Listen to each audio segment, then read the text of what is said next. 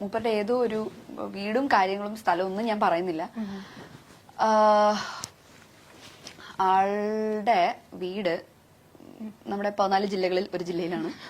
പിന്നെ അപ്പൊ ആള് വിളിച്ചിട്ട് ഇങ്ങനെ പറഞ്ഞു, അല്ല ആള് ആദ്യം വിളിക്കല്ല ചെയ്തത്, ആദ്യം ഞാൻ പറഞ്ഞില്ല ഞാൻ ഇൻബോക്സ് തുറക്കല് കുറവാണ്. അപ്പൊ കുറെ നാളുകൂടി ഞാൻ ചിലപ്പോ അത്രയും ബോറടിച്ചിരിക്കുമ്പോഴാണ് ഞാൻ ഇൻബോക്സ് ഒക്കെ തുറന്നു നോക്കുക. അപ്പൊ ഒരു ദിവസം ഞാൻ തുറന്നു നോക്കിയപ്പോ ഇങ്ങനെ മെസ്സേജ് കണ്ടു. ഞാനല്ല, ചേട്ടന്റെ ഫോണിലാണ് ചേട്ടൻ ആദ്യം കണ്ടത്. ചേട്ടൻ പറഞ്ഞിട്ട് ഇങ്ങനെ ഒരാള് ചേട്ടനെ അളിയാന്നൊക്കെ വിളിക്കുന്നതാണ്. ബാലിച്ചേട്ട പിന്നെ മീനുവിനെ കല്യാണം കഴിക്കണം അങ്ങനെ ഇങ്ങനെ എന്നൊക്കെ പറഞ്ഞിട്ട് ഇങ്ങനെ പറയും. എന്നെക്കാളും മുമ്പ് ആൾക്ക് അപ്ഡേറ്റ്സ് കിട്ടും എന്റെ. പിന്നെ അപ്പം ഞാൻ എടുത്തു നോക്കിയപ്പോ എനിക്ക് ഒരുപാട് മെസ്സേജ് അയച്ചിട്ടുണ്ട്. അത് അയച്ചേക്കുന്നത് ഭയങ്കര ചീസി, ഭയങ്കര ക്രിഞ്ചി സാധനങ്ങളാ. പിന്നെ എന്താ I remember about you, I hug the pillow എന്നൊക്കെ പറഞ്ഞിട്ട് എനിക്ക് ഭയങ്കര ക്രിഞ്ചാത്. ഓ സോറി ബേബി, ഭയങ്കര വിയേർഡാണ്. അപ്പൊ ഞാൻ ആലോചിക്ക എന്റെ നോർമൽ ലൈഫിലാണ് വെറുതെ എന്റെ പുറകെ നടന്നപ്പോൾ ഇത്രയും ഡയലോഗ് അടിച്ച് ഞാൻ ഓട്ടിക്കും. എനിക്ക് ഇഷ്ടമല്ല ഇങ്ങനത്തെ ഒക്കെ പറയുന്നത്. യു ആർ മൈ വൈഫി എന്നൊക്കെ പറഞ്ഞ പ്ലീസ്, ഇങ്ങനെ യു ആർ മൈ വൈഫി, പിന്നെ I am a failure, together we can make this world beautiful എന്നൊക്കെ പറഞ്ഞിട്ടുള്ള മൂടാ. I am a failure, together I am sure എനിക്ക് ജീവിതത്തിൽ സക്സസ് ഉണ്ടാവും. പിന്നെ നമുക്ക് ഞാൻ എത്ര വർഷം വേണമെങ്കിലും കാത്തിരിക്കും. എന്തൊക്കെയോ കുറച്ച് ഈസി ഡയലോഗ്സ് ആണ്. അപ്പം അത് കഴിഞ്ഞപ്പോഴത്തേക്കും അതെ അവന് കളിക്കാൻ പറ്റില്ല, അവന് കേൾക്കാൻ പറ്റുന്നില്ല. അതെ ഭയങ്കര ക്രിഞ്ചായി പോയിരുന്നു. അപ്പൊ അങ്ങനെയൊക്കെ കഴിഞ്ഞപ്പോ ചേട്ടൻ ഇങ്ങനെ കണ്ടിന്യൂസ് ആയിട്ട് അയക്കുന്നുണ്ട്. ചേട്ടന് കണ്ടിന്യൂസ് ആയിട്ട് അയക്കുന്നുണ്ട്. ഓരോരുത്തർക്ക് ഇങ്ങനെ ഇതാകുന്നോണ്ട് അമ്മയുടെ ഫോണിലേക്ക് മെസ്സേജ്. അത് കോമഡി എന്ന് വെച്ച് കഴിഞ്ഞാൽ എന്റെ അമ്മയ്ക്ക് 2 ബ്യൂട്ടി സലൂൺസ് ഉണ്ട്. അപ്പം ഒരെണ്ണം നമ്മുടെ നാട്ടിൽ തന്നെ, ഒരെണ്ണം നമ്മുടെ വീടിന്റെ അവിടെ, അതായത് നമ്മുടെ മാരരി ബീച്ച് റിസോർട്ടിന്റെ അവിടെ, പിന്നെ ഒരെണ്ണം കണിച്ചുളങ്ങര എന്ന് പറഞ്ഞിട്ട് വേറെ സ്ഥലത്ത്, അതിന്റെ അടുത്ത് തന്നെ. അപ്പൊ ഈ കണിച്ചുളങ്ങര തുടങ്ങിയ പാർലറിന്റെ അടുത്ത് ഈ ആളുടെ ഏതോ ഒരു കസിനോ റിലേറ്റീവ് ആരും ഉണ്ട്. എങ്ങനെയോ പരിചയമുണ്ട്. റിലേറ്റീവ് ആണോ കസിൻ എന്താണെന്നൊന്നും എനിക്കറിയില്ല. എങ്ങനെയോ പരിചയമുണ്ട്. അവിടുന്ന് അമ്മയുടെ പാർലറിന്റെ അഡ്രസ് എടുത്തിട്ട് ഫോൺ നമ്പർ ഉണ്ട് അവിടെ. ഫോൺ നമ്പർ എടുത്തിട്ട് അമ്മയുടെ ഫോണിലേക്ക് ടെക്സ്റ്റ് മെസ്സേജ് അയക്കാൻ തുടങ്ങി. മീനുവിനെ വിഷമിപ്പിക്കരുത് എന്നൊക്കെ പറഞ്ഞിട്ട് എന്റെ ചേട്ടൻ ഞങ്ങൾ അതെ വിഷമിപ്പിക്കരുത്. അപ്പൊ ചേട്ടൻ പറഞ്ഞു ഞങ്ങൾ എപ്പോഴാണ് നിന്നെ വിഷമിപ്പിക്കരുത്, ഞാൻ എത്ര വർഷം വേണമെങ്കിലും നിനക്ക് വേണ്ടി കാത്തിരിക്കാം എന്നൊക്കെ പറഞ്ഞിട്ട് ആ മൂഡ്. അപ്പൊ ഒരു ദിവസം ഇതിങ്ങനെ അയച്ചയച്ച് ലാസ്റ്റ് ആള് ഗിഫ്റ്റ് ഒക്കെ അയക്കാൻ തുടങ്ങി വീട്ടിലോട്ട്.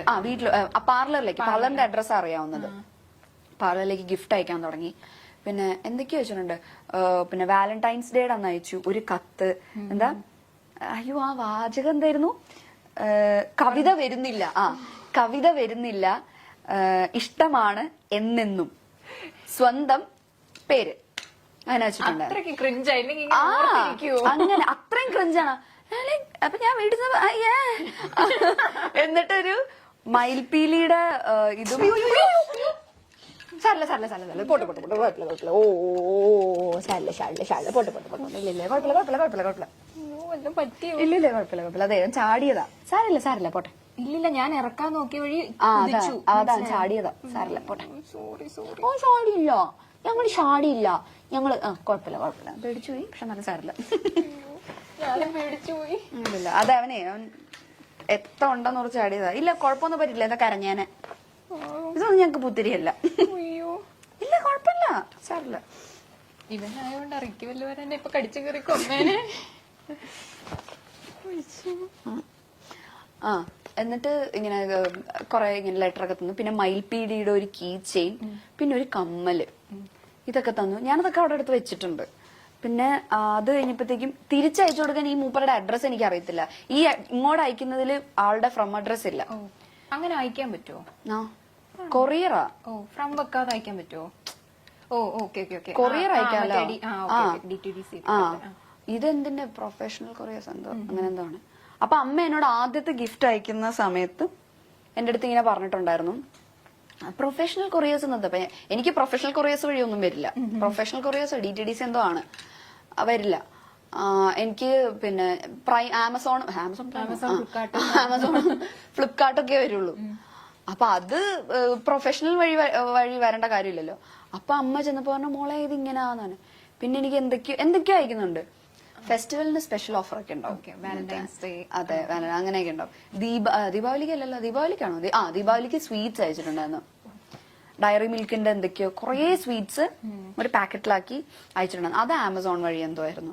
അങ്ങനെ എന്തൊക്കെയൊക്കെയോ വഴി ആൾക്ക് അമ്മയുടെ പാർലറിലേക്കാണ് അയക്കുന്നത് സാധനം. അയച്ച് ലാസ്റ്റ് ലെറ്റർ വരുന്നു. ഇങ്ങനെ എന്നെ അറിയാവുന്നവർക്കൊക്കെ മെസ്സേജ് അയക്കാൻ തുടങ്ങി. അപ്പൊ സംഭവം കുറച്ച് എക്സ്ട്രീം ആയി. ലാസ്റ്റ് ഈ കുട്ടിയുടെ അമ്മ എന്റെ അമ്മേനെ വിളിച്ചു.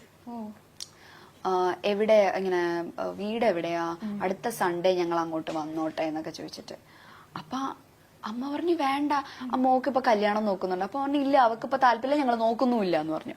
അപ്പൊ അവനെ പറഞ്ഞ അതെന്താ, മോക്ക് വേറെ ആരെങ്കിലും ഇഷ്ടമാണോ? അപ്പൊ അമ്മ പറഞ്ഞു അല്ല, അതുകൊണ്ടല്ല, ഞങ്ങൾക്ക് ഇപ്പൊ താല്പര്യമില്ല. അപ്പം അവര് പറഞ്ഞു അല്ല, മോൻ ഇങ്ങനെ പുറത്ത് പോവാൻ വേണ്ടിയിട്ട് നിൽക്കുകയാണ്. അപ്പം ഇത് പുറകെ നടന്നിട്ട് അവൻ ആ കാര്യങ്ങളൊന്നും കോൺസെൻട്രേറ്റ് ചെയ്യുന്നില്ല. അപ്പൊ അതുകൊണ്ട് ഇനി ഇത് കയ്യിൽ നിന്ന് പോകുന്നു ഞങ്ങൾക്ക് പേടി. കാരണം എനിക്കൊന്ന് കുറെ നാൾ നോക്കിയിട്ടാണെന്ന്. അപ്പം അതുകൊണ്ട് ഇതിലൊരു ശ്രദ്ധ കൊടുക്കത്തില്ലെന്ന് വെച്ചാൽ ഞങ്ങൾ വിചാരിച്ചു പോകുന്നതിന് മുമ്പ് എൻഗേജ്മെന്റ് നടത്തി വെക്കാന്ന് വിചാരിച്ചു. അത് അവരെങ്ങനെ തീരുമാനിച്ചാൽ മതി. ഞാൻ ചോദിച്ചു, ഞാൻ അമ്മയൊന്നും പറഞ്ഞില്ല. അമ്മ പറയാം എന്ത് പറയാനാ ഇവരോടൊക്കെ? അമ്മ പറഞ്ഞു ഇല്ല, താല്പര്യം ഇല്ല എന്ന് പറഞ്ഞിട്ട് കട്ട് ചെയ്തു. ഇല്ലെങ്കിൽ അടുത്ത സൺഡേ വരാന്ന് വിചാരിച്ചിട്ട്. അപ്പൊ അമ്മ പറഞ്ഞു ഇല്ല, താല്പര്യം ഇല്ല എന്നിട്ട് കട്ട് ചെയ്തു. അത് കഴിഞ്ഞ് പിന്നെ ഇങ്ങനെ ഒരുപാട് ഗിഫ്റ്റ് ഞാൻ കാത്തിരിക്കും, ഭയങ്കര സ്റ്റോക്കിങ്, ഞാൻ കാത്തിരിക്കും അങ്ങനെ ഇങ്ങനെ എന്നൊക്കെ പറഞ്ഞപ്പോ ഞാൻ അമ്മ ഞാൻ വിളിക്കാം. ഞാൻ വിളിച്ചിട്ട് ഡയറക്റ്റ് പറയാം എനിക്ക് താല്പര്യം.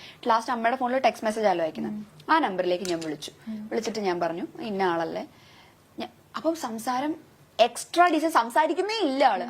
ആ ഓക്കെ ഇങ്ങനെ മാത്രമേ പറയുന്നുള്ളൂ.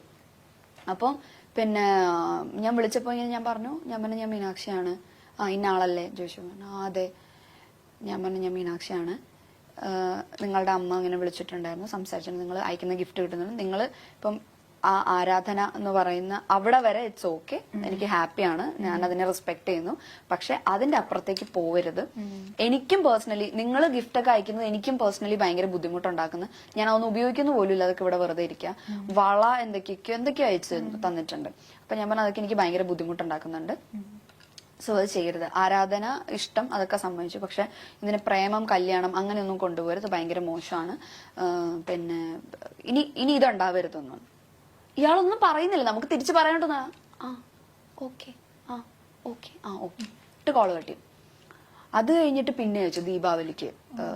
അത് ഇതിന് മുമ്പ് അയച്ചു. അത് ദീപാവലിക്ക് സ്വീറ്റ്സ് അങ്ങനെ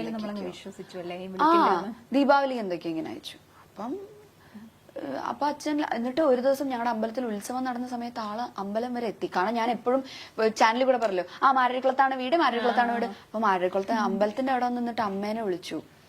അമ്മ വിളിച്ചിട്ട് ചോദിച്ചു ആന്റി എവിടെയാ, എനിക്കൊന്ന് കാണാൻ പറ്റുമോ എന്ന് ചോദിച്ചിട്ട്. അമ്മ പറഞ്ഞു എനിക്കൊന്ന് എന്താ പ്രശ്നം, എനിക്കൊരു കാര്യം പറയാം. അപ്പൊ അമ്മ ഫോണിൽ കൂടെ പറയാനുള്ളത് പറഞ്ഞാൽ മതി, നേരിട്ട് കണ്ട. ആന്റിയുടെ പാർലർ എവിടാ, ഞാൻ അങ്ങോട്ട് വരാം. അപ്പൊ എന്റെ വീട് അമ്പലത്തിന്റെ അടുത്ത് തന്നെ. അപ്പൊ ഞാനോർത്തിന് ചോദിച്ചു പറഞ്ഞെങ്ങാനും അങ്ങോട്ട് വരും. എനിക്ക് പേടിയായി. ആ പ്രദേശത്ത് അച്ഛനാണെങ്കിലും അല്ല എന്നെ മാത്രല്ല, അച്ഛൻ ബാങ്ക് ഉദ്യോഗസ്ഥനായിരുന്നു. അപ്പൊ അച്ഛന് ഇപ്പം മറ്റേ ഈ ലോണിന്റെ കാര്യത്തിലാണെങ്കിൽ അച്ഛൻ എല്ലാവരോടും സംസാരിക്കും, ഭയങ്കര സോഷ്യൽ അച്ഛൻ. അച്ഛൻ എപ്പോഴും അമ്പലത്തിൽ പോകുന്ന ആളാണ്. അപ്പൊ അവിടെ ഞാൻ ആരോടെങ്കിലും ചോദിച്ചാൽ നമ്മുടെ വീട് പറയും. അപ്പൊ എനിക്ക് ഭയങ്കര ടെൻഷനായി, വീട്ടിലേക്ക് എങ്ങാനും കയറി വരുമോ. അപ്പൊ അമ്മ പറഞ്ഞു പിന്നെ ഇല്ല, നേരിട്ട് കാണും, ഞാൻ ആന്റിയുടെ പാർലറിലേക്ക് വരാം. അമ്മ പറഞ്ഞു ഇല്ല, പാർലറിലേക്കൊന്നും വരണ്ട, അല്ലാതെ പറയാനുള്ളത് പറഞ്ഞാൽ മതി എന്ന് പറഞ്ഞു. എന്നിട്ട് ഇവര് പറഞ്ഞില്ല എനിക്ക് നേരിട്ട് പറയണം. പറഞ്ഞു ഇല്ല, തിരിച്ചു പോകണം, ഞങ്ങൾക്ക് സംസാരിക്കാൻ താല്പര്യമില്ല എന്നൊക്കെ പറഞ്ഞിട്ട് തിരിച്ചു പോയി. എന്നിട്ട് വീട്ടിന്റെ ഫ്രണ്ടിൽ തൊഴിലുറപ്പ് ചേച്ചിമാരൊക്കെ ഉണ്ടായിരുന്നു. അച്ഛൻ ചെന്ന അവരുടെ അടുത്ത് പറഞ്ഞു ആര് വന്നാലും മീനും ഇല്ലെന്ന് പറഞ്ഞേ. ബോഡി ഗാർഡ്സിനെ നിർത്തുന്ന പോലെ തൊഴിലുറപ്പിന്റെ ചേച്ചിമാരൊക്കെ നിൽക്കുക. അച്ഛൻ ചെന്നിട്ട് ചേച്ചിമാരോട് പറഞ്ഞു ആര് ചോദിച്ചാലും മീനും ഇവിടെ ഇല്ലെന്ന് പറഞ്ഞാൽ മതി. ഇത് അച്ഛൻ പേടിയായി. ലാസ്റ്റിന് വീട്ടിലേക്ക് എങ്ങാനും ചോദിച്ചു പിടിച്ച് വരുമോന്ന് ആലോചിച്ചിട്ടേ അങ്ങനെ വന്നില്ല. പക്ഷെ പിന്നെ അത് ഇല്ല പിന്നെ ഉണ്ടായിട്ടില്ല. ഞാൻ പറഞ്ഞു വിളിച്ച്. അപ്പം എനിക്കൊന്ന് ഇത് കഴിഞ്ഞ് ഒരു തവണ കൂടെ മൂപ്പരുടെ അമ്മ വിളിക്കും, അമ്മയെ വിളിച്ച് സംസാരിക്കും, അങ്ങനെ എന്തോ ഉണ്ടായി. പിന്നെ ഉണ്ടായിട്ടില്ല. കാരണം അത് കുറച്ച് എക്സ്ട്രീം ആയി. കല്യാണം ആലോചിക്കുന്നു, പിന്നെ കല്യാണം കഴിക്കണം എന്ന് പറയുന്നു, പിന്നെ ചേട്ടനെ വിളിക്കുന്നു, 50 വർഷവും കാത്തിരുന്നോട്ടെ, ഞാൻ എന്ത് ചെയ്യാനല്ല. അതെ, ആരും പറഞ്ഞിട്ടില്ല, കാത്തിരുന്നു ഞാനിപ്പം പറയാനല്ലാണ്ട് എന്ത് ചെയ്യാനല്ലേ. അതെ, സൗന്ദര്യം ഒരു ശാപം. അതെ ഭയങ്കര അല്ലാത്ത ശാപം അത്. ഇവിടെ ഒരു കണ്ണാടി ഉണ്ട്, അത് കണ്ടിട്ടാ അത് പറഞ്ഞ് അങ്ങോട്ട് തിരിഞ്ഞു കണ്ടപ്പോ തന്നെ ശാപം കിട്ടി. Oh no.